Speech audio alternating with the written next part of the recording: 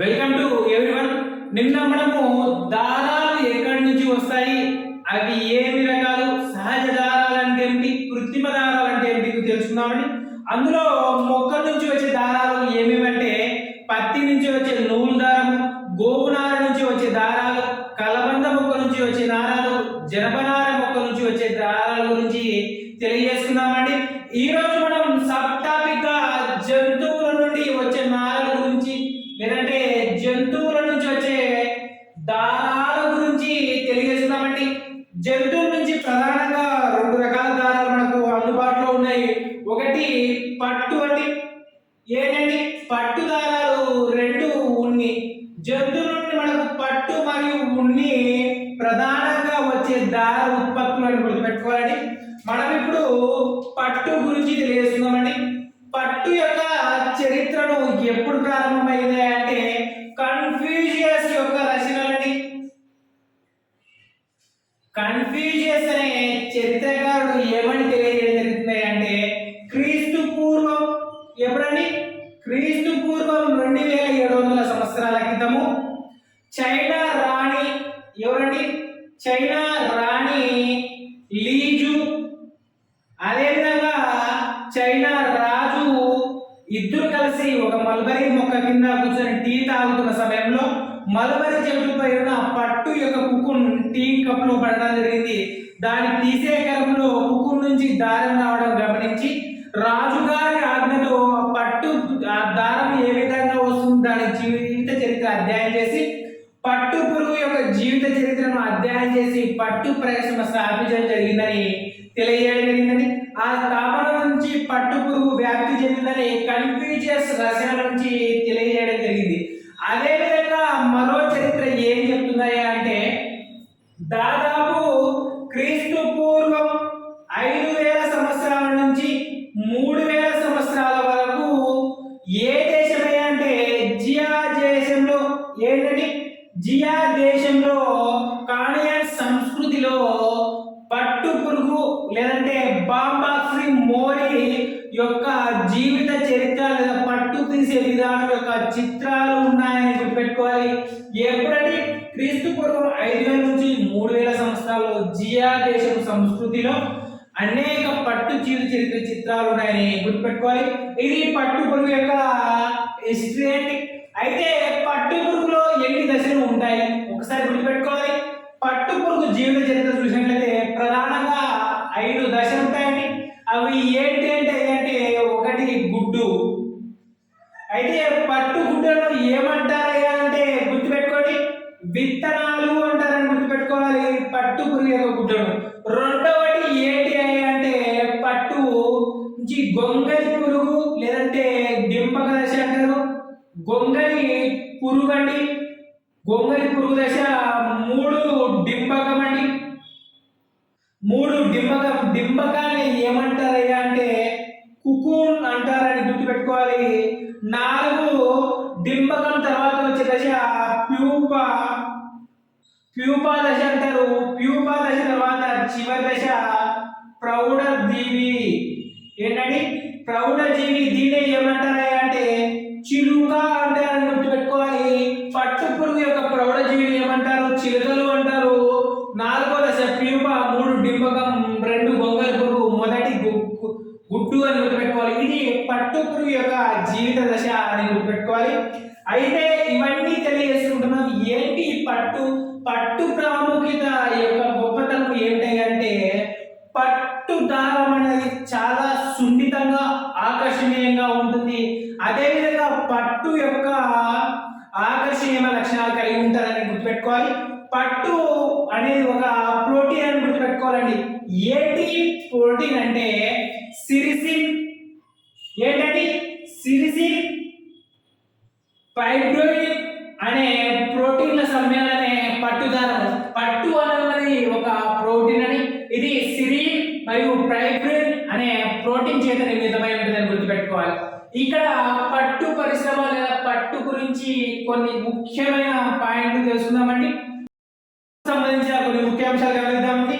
పట్టు పురుగుల విత్తనాభివృద్ధి సంస్థ అండి.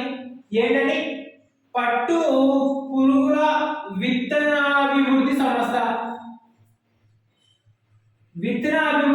సంస్థలు ఎక్కడ ఉన్నాయి అంటే ఆంధ్ర రాష్ట్రంలో రెండు ప్రధానమైన ఉన్నాయని. ఒకటి హార్స్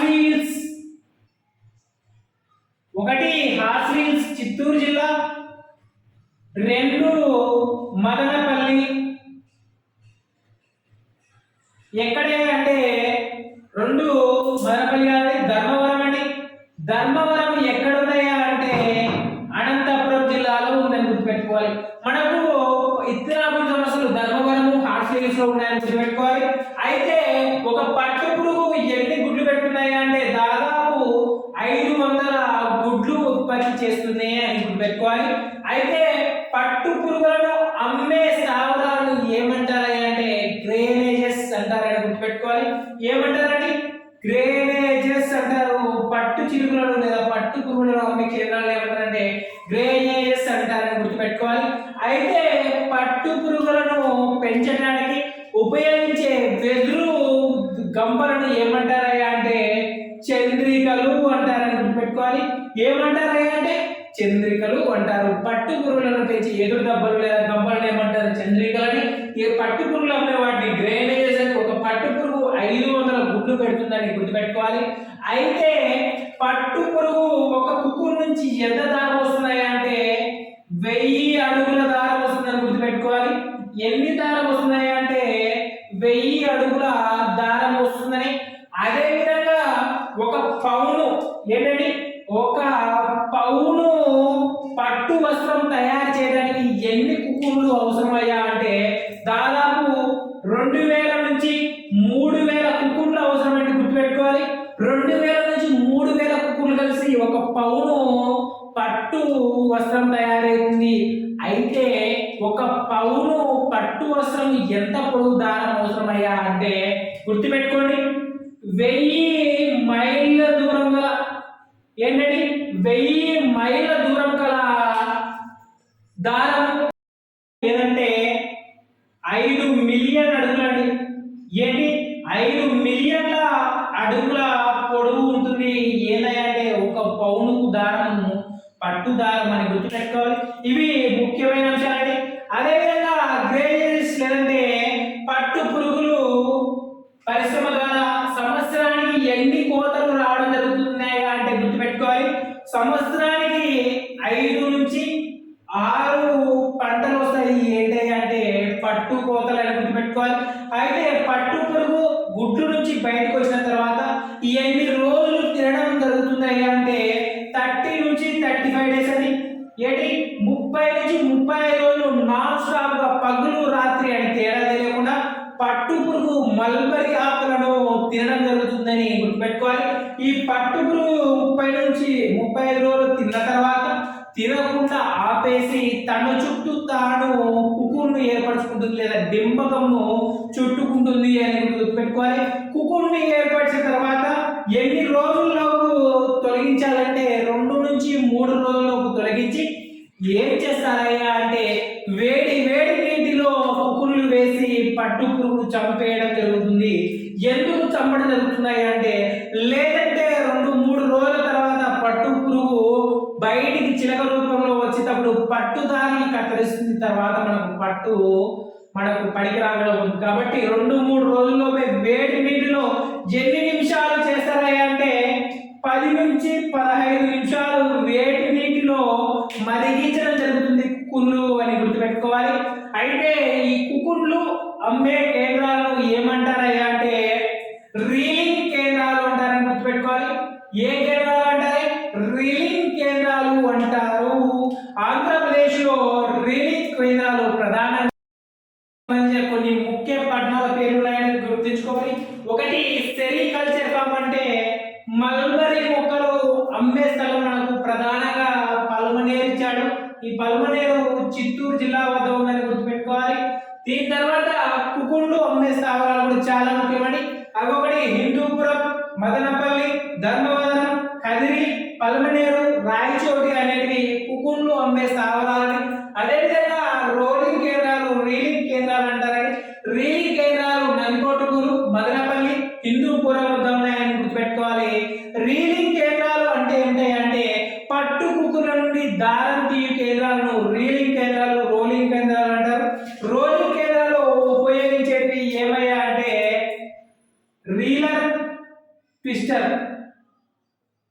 ట్విస్టర్ అనే రెండు యంత్రాలను ఉపయోగించి పట్టు కుక్కుల నుంచి పట్టు దారాలు తీయడం జరుగుతుందని గుర్తుపెట్టుకోవాలి.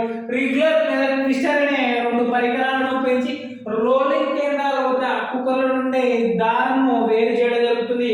అదేవిధంగా మనకు పట్టును ఉత్పత్తి చేసే రెండు ప్రధాన కేంద్రాలు, ఒకటి వెంకటగిరి పట్టు, రెండు ధర్మవరం పట్టు. పట్టణం ఏదై అంటే ధర్మవరం అని గుర్తుపెట్టుకోవాలని. పట్టు పట్టణం ఏదై అంటే ధర్మవరం అని గుర్తుపెట్టుకోవాలి. అదేవిధంగా వెంకటగిరి పట్టు యొక్క ప్రత్యేకత ఏమిటాయి అంటే టై అండ్ డై పట్టు లేదంటే జమదాని పట్టు అంటారని గుర్తుపెట్టుకోవాలి. ఏంటి టై అండ్ డై అంటే లోపుడి వేసి పైన అచ్చు వేసే విధానాన్ని వెంకటగిరి పట్టు విధానం లేదా టై అండ్ డై లేదా జమదాని పట్టు అంటారు. వెడల్పాటి అంచు కలిగినది ఏదై అంటే వెంకటగిరి పట్టు యొక్క ప్రత్యేకతని. ధర్మవరం పట్టు చీర యొక్క ప్రత్యేకత అంటే చిన్న మతబాడి పట్టు కలిగి అంచుతో పాటు కుండలు, తర్వాత చిన్న చిన్న పువ్వులు పట్టు మధ్యన రావడం ఏదైనా పట్టు అంటే ధర్మవరం పట్టు యొక్క ప్రత్యేకతను గుర్తుపెట్టుకోవాలి. దీని తర్వాత మనకు పట్టు పరిశ్రమలో పనిచేసే వారికి వచ్చే వ్యాధులు ఏమయ్యా అంటే రెండు అండి. ఒకటి శ్వాసకోశ వ్యాధులు, రెండు చర్మ వ్యాధులను గుర్తుపెట్టుకోవాలి. పట్టుకు సంబంధించిన రకాలు ఉన్నాయండి. మనకు దాదాపుగా బాంబాక్సీ మోరీ అను పట్టు పురుగు నుంచి వచ్చే పట్టునే దాదాపుగా భారతదేశంలో ఎక్కువగా పండించడం జరిగింది. తర్వాత అక్కడక్కడ రకరకాల గిరిజన జాతులు చెందిన వాళ్ళు అనేక రకాల పట్టు పురుగుల నుండి అనేక రకాల పట్టును ఉత్పత్తి చేయడం జరుగుతుంది. వాటిలో ప్రధానంగా టస్సర్ పట్టు అండి, తర్వాత కోసా పట్టు, మూంగా పట్టు, ఈరి పట్టు అని 4 రకాల పట్టు రకాలను ఉత్పత్తి చేస్తున్నారు. అయితే ఇందులో ప్రధాన ఏంటంటే టస్సర్ పట్టు అండి. ఇది ఏ మొక్క నుంచి ఉత్పత్తి చేస్తారంటే టెర్మినేరియా బాదం అనే ఓక్ మొక్క నుంచి అండి. టెర్మినేరియా బాదం అనే ఓక్ మొక్క యొక్క ఉత్పత్తి ఆకుల నుండి ఈ మొక్కను టస్సర్ పట్టును ఉత్పత్తి చేయడం జరుగుతుంది. అయ్యా ఇది ఎక్కడయ్యా అంటే ఎక్కడండి? తూర్పు గోదావరి విశాఖ జిల్లాలతో పాటుగా కోస్తా తీర ప్రాంతాలు ఉత్పత్తి చేస్తారని గుర్తుపెట్టుకోవాలి. ఏంటండి? కోస్తా తీర ప్రాంతాలు ఏ పట్టు ఉత్పత్తి చేస్తారు అంటే టస్సర్ పట్టు అని గుర్తుపెట్టుకోవాలండి. పట్టు ప్రధానంగా ఈ 4 గిరిజన జాతులకు చెందిన వ్యక్తులు ఉత్పత్తి చేస్తారని. ఒకటి టస్సర్ పట్టు, కోసా పట్టు, మూంగా పట్టు, ఈరి పట్టు రకాలని. అదేవిధంగా పట్టు దారం ఉపయోగించి మనకు ఇంకా ఏమేమి ఉత్పత్తి అవుతాయి అంటే పట్టు నుంచి ప్రధానంగా మనకు పట్టు చీరలు ఉత్పత్తి అయితే ప్రధానంగా వాటి పేర్లు ఏం పేరయ్యా అంటే కాంచీపురం ఏంటండి? కాంచీపురం సిల్క్స్, ధర్మవరం సిల్క్, తర్వాత ఉప్పాడ, తర్వాత నారాయణపేట,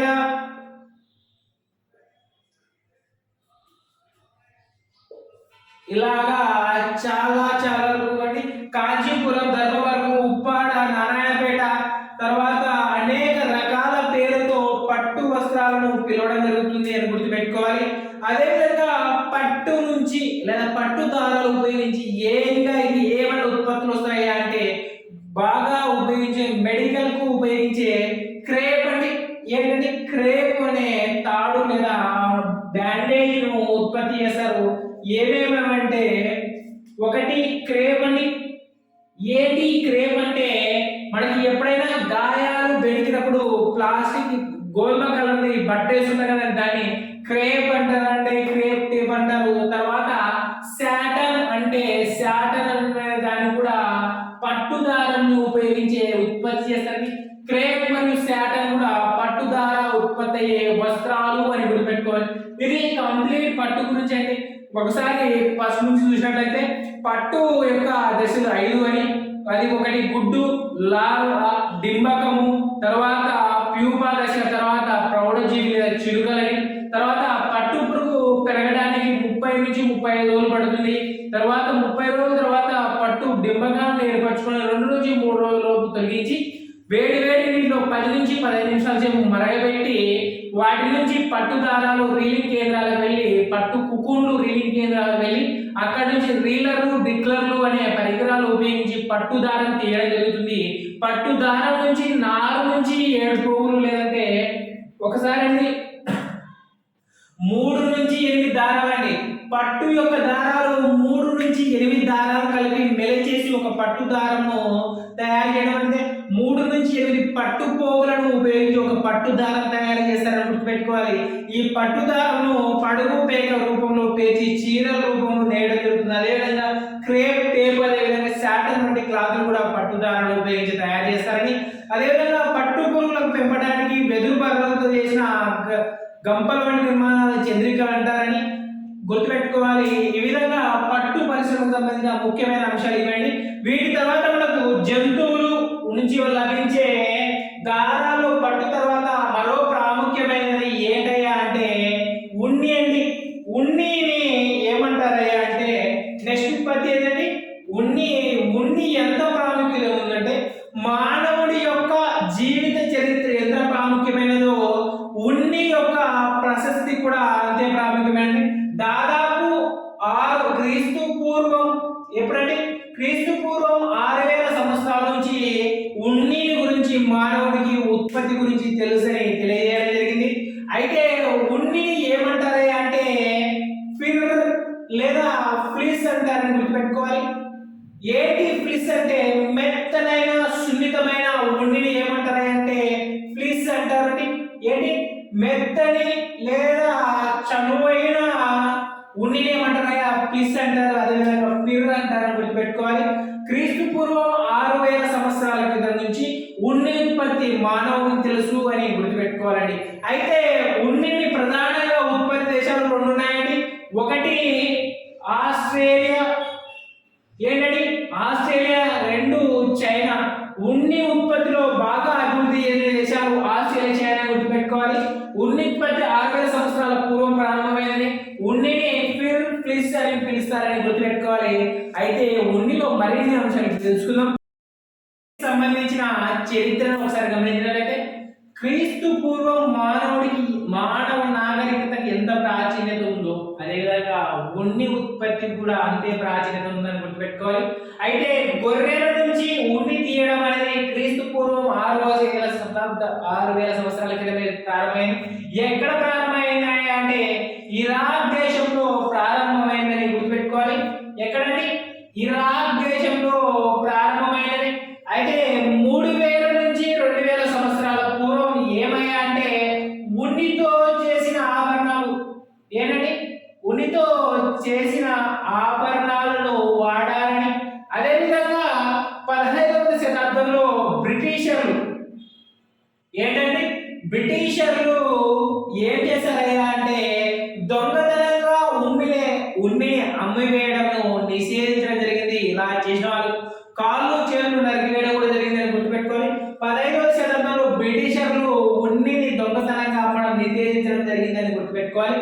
తర్వాత ఆసియా మన్మార్, ఏంటంటే ఆసియా మన్నార్ ప్రాంతంలో ఏం జరిగిందయ్యా అంటే ఉన్నిని నేయడానికి ఉపయోగించిన కండెలు చక్రాలు, ఏంటంటే ఉన్ని కండెలు చక్రాల యొక్క ఆడవాళ్ళు ఎక్కడ దొరికాయి అంటే ఆసియా మండా దేశంలో దొరికాయి. ఇవి ఎప్పుడు సంబంధించినవి అంటే క్రీస్తు పూర్వం 7000 సంవత్సరాల కిందట గుర్తుపెట్టుకోవాలి.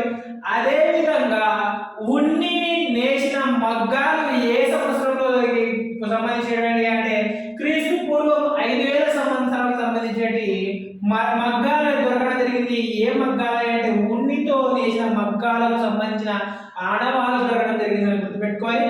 అయితే శిల్పం క్రీస్తు పూర్వం, ఏంటంటే శిల్పం వస్తుంది క్రీస్తు పూర్వం 8వ శతాబ్దం చెందినది. నూలుని ఉన్నిని ఎలా నేస్తారు అనే విధానాన్ని చూపే చిత్రాల శిల్పం ఎప్పుడు దొరికింది అంటే క్రీస్తు పూర్వం 8వ శతాబ్దం. ఇది ఉన్ని యొక్క చరిత్రను ఒకసారి గమనించాలి. క్రీస్తు పూర్వం 6000 సంవత్సరాల కింద ఇరాక్ దేశంలో గొర్రెల నుంచి ఉన్ని తీసారని మనకు చరిత్ర అనుభవం చేస్తుంది. అదేవిధంగా మానవ నాగరికత ఎంత ప్రాచీనంగా ఉన్ని నాగరికత కూడా అంత ప్రాచీనమైనది. 3000 నుంచి 2000 సంవత్సరాల పూర్వం ఉన్నితో చేసిన ఆభరణాలు ఉపయోగించారని 15వ శతాబ్దంలో బ్రిటిష్ బ్రిటిషర్లు ఉన్నిని దొంగతనంగా అమ్మివేయడానికి నిషేధించడం జరిగిందని క్రీస్తు పూర్వం 7000 సంవత్సరాల కిందట ఆసియా మన్నా దేశాల్లో కండెలు చక్రాలను ఉపయోగించి ఉన్ని నేసే ఆడవాళ్ళు దొరికాయని, అదేవిధంగా క్రీస్తు పూర్వం 5000 సంవత్సరాల కిందట మగ్గాలను ఉపయోగించి ఉన్ని నేయడం జరిగిందని, అదేవిధంగా క్రీస్తు పూర్వం 7వ శతాబ్దంలో సంబంధించిన ఉన్ని నేయు శిల్పం దొరికిందని గుర్తుపెట్టుకోవాలని. తర్వాత ఉన్ని ఉత్పత్తి చేసే జంతువులు ఏంటంటే అంటే మనకు తెలిసి చాలా చాలా తక్కువ జంతువులు ఉంటాయి, కానీ వాటి నుంచి ప్రధానంగా లభించే జంతువులన్నీ ఒకటి గొర్రెలు, ఏంటండి గొర్రెలు, మేకలు, తర్వాత ఒంటె, లామ, జడల బర్రె మరియు అల్పాక వంటి జంతువుల నుంచి ఉన్ని ఉత్పత్తి. ఒకటి గొర్రెలు, మేకలు, ఒంటె, లామ, జడల బర్రె, అల్పాక అని గుర్తుపెట్టుకోవాలి. అయితే గొర్రెలు కూడా ప్రధానమైనది ఏంటి అంటే ఒకటి అంగోరా జాతి గొర్రె, రెండు మెరీనో జాతి గొర్రె. ఈ రెండు గొర్రెల నుంచి ఉత్పత్తి అయ్యే చాలా ఉన్నతమైనది, నాణ్యమైన ఉన్ని. అందులో ప్రధానమైనది ఏంటంటే మెరీనో జాతి గొర్రె యొక్క ఉన్ని అని. దీని ప్రత్యేకత ఏమిటంటే 3 నుంచి 5 ఇంచులు, ఏంటంటే 3 నుంచి 5 ఇంచులు, ఏంటంటే 3 నుంచి 5 ఇంచుల పొడవుండి మెత్తని సువాసన భరితంగా ఉండే ఉన్ని ఏదంటే మెరీనో జాతి గొర్రెలను ఉత్పత్తి గుర్తుపెట్టుకోవాలి. తర్వాత ఇది ఎన్ని కేజీలు ఉంటుంది అంటే 5 నుంచి 18 కేజీల ఉన్నిని పర్ ఇయర్, ఒక సంవత్సరానికి ఒక మెరీనో జాతి గొర్రె ఎంత ఉత్పత్తి చేస్తున్నాయి అంటే 5 నుంచి 18 కేజీల ఉన్నిని ఉత్పత్తి చేస్తుందని గుర్తుపెట్టుకోవాలి. అంగోరా, మెరీనో జాతి ఉత్తమ జాతి గొర్రెలు, వాటి నుంచి ఉత్తమమైన ఉన్ని ఉత్పత్తి చేస్తుందని గుర్తుపెట్టుకోవాలి. తర్వాత ఒంటె సంబంధించి ఏ విధంగా ఉంటుంది అంటే ఒంటె ఉన్ని ఎలా ఉంటుందంటే ముతకగా, తర్వాత గరుకు కలిగి ఉంటుంది. ఏముంటుంది? ముతకగా గరుకుగా ఉంటుంది. ఏ దాని ఉంటాయి అంటే ఒంటె యొక్క ఉన్ని అని గుర్తుపెట్టుకోవాలి. తర్వాత ఉన్నిని ఉత్పత్తి చేశారు కొన్ని ఉన్నాయండి మన రాష్ట్రాలు, వాటి గురించి ఒక కోడ్ రూపంలో గుర్తుపెట్టుకుందాం. ఏంటయ్యా ఆ కోడ్ చూద్దామండి. భారతదేశంలో ఉన్ని ఉత్పత్తి చేసే రాష్ట్రాలని ఒకసారి కోడ్ రూపంలో గుర్తుపెట్టుకోవాలంటే JPHR తో కలిసి ఉషా ఫ్యాన్ కొన్ని జీ తయారు చేశారని గుర్తుపెట్టుకోవాలి, లేదంటే ఉషా జీ అని తెలుసుకోవాలని గుర్తుపెట్టుకోవచ్చు. JPHR కలిసి ఉషా జీని కలవడానికి వెళ్ళాలని గుర్తుపెట్టుకుంటే సరిపోతుంది. ఏంటంటే జే అంటే జమ్మూ అండి, తర్వాత పి అంటే పంజాబ్ అండి, తర్వాత హెచ్ అంటే హిమాచల్ ప్రదేశ్ అని గుర్తుపెట్టుకోవాలి. ఏంటండి హిమాచల్ ప్రదేశ్, 6 రాజస్థాన్, తర్వాత యు అంటే ఉత్తరాంచల్, తర్వాత ఎస్ అంటే సిక్కిం, తర్వాత హెచ్ అంటే హర్యానా, ఏ అంటే అరుణాచల్ ప్రదేశ్, జి అంటే గుజరాత్. ఇవి అంటే ప్రధానంగా ఉన్ని ఉత్పత్తి చేసే రాష్ట్రాలు ఏంటంటే JPHR తో కలిసి ఉషా జీని కలపడానికి వెళ్ళాలని గుర్తుపెట్టుకుంటే సరిపోతుంది. జమ్మూ కాశ్మీర్, పంజాబ్, హర్యానా, హిమాచల్ ప్రదేశ్, రాజస్థాన్, ఉత్తరాంచల్, సిక్కిం, హర్యానా, అరుణాచల్ ప్రదేశ్, గుజరాత్ అంటే ఈజీగా గుర్తుపెట్టుకోవచ్చు. JPHR తో కలిసి ఉషా జీని కలిశాడు అని గుర్తుపెట్టుకుంటే సరిపోతుంది. ఇవి ఉన్ని ఉత్పత్తి చేసే ప్రధాన రాష్ట్రాలను గుర్తుపెట్టుకోవాలి. తర్వాత మనకు ఉన్నిలో మెత్తని ఉన్నిని ఫిష్ అంటారని గుర్తుపెట్టుకోవాలి, గరుకుగా ఉన్నిని ఫిర్ అంటారని గుర్తుపెట్టుకోవాలి. అయితే ఉన్ని ఉత్పత్తి చేసే దశలను ఒకసారి చూసినట్లయితే, ఈ దశలను గమనించినట్లయితే ఉన్ని మొదటిసారిగా గొర్రెల నుంచి కత్తిరించడం జరుగుతుందండి. ఇది ఏ కాలంలో జరుగుతుంది అంటే వసంత కాలంలో జరుగుతుందని గుర్తుపెట్టుకోవాలి. ఏంటి వసంతకాలం ప్రత్యేకత అంటే చలికాలం అండి. వసంతకాలం ప్రారంభంలో ఉన్నిని కత్తిరించడం జరుగుతుందని గుర్తుపెట్టుకోవాలి. కత్తిరించే ముందు గ్రీజ్ వంటి పదార్థాలు పట్టించి మిషన్ ఉపయోగించి కత్తిరించడం జరుగుతుందని గుర్తుపెట్టుకోవాలి. దీన్ని ఏమంటారు అంటే షీరింగ్ అంటారు. షీరింగ్ అంటే కత్తిరించడం గుర్తుపెట్టుకోవాలి. షీరింగ్ చేసిన తర్వాత ఆ వెంట్రుకలో ఉన్న దుమ్ము, ధూళి, చెత్త వంటి పదార్థాలు తొలగించడానికి ఏం చేస్తారు అంటే కడగడము జరుగుతుంది. దీన్ని ఏమంటారు అంటే స్కోరింగ్ అంటారు అని గుర్తుపెట్టుకోవాలి.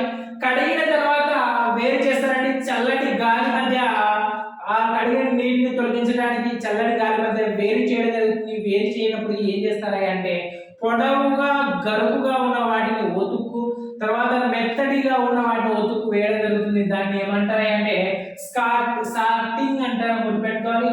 తర్వాత వేరు చేసిన తర్వాత వాటి మధ్య ఉన్న బంధాలను చిక్కుబడిన వాటిని ఉన్ని దారాలను చక్కగా చేయడానికి ఏం చేస్తారా అంటే దువ్వడం జరుగుతుందండి. దీన్ని ఏమంటారా అంటే కార్టింగ్ అంటారు. దువ్విన తర్వాత వచ్చిన ఉన్నికి ఏం చేస్తారా అంటే డైయింగ్ విరంజనం చేయడం జరుగుతుంది, బ్లీచింగ్ చేయడం జరుగుతుంది.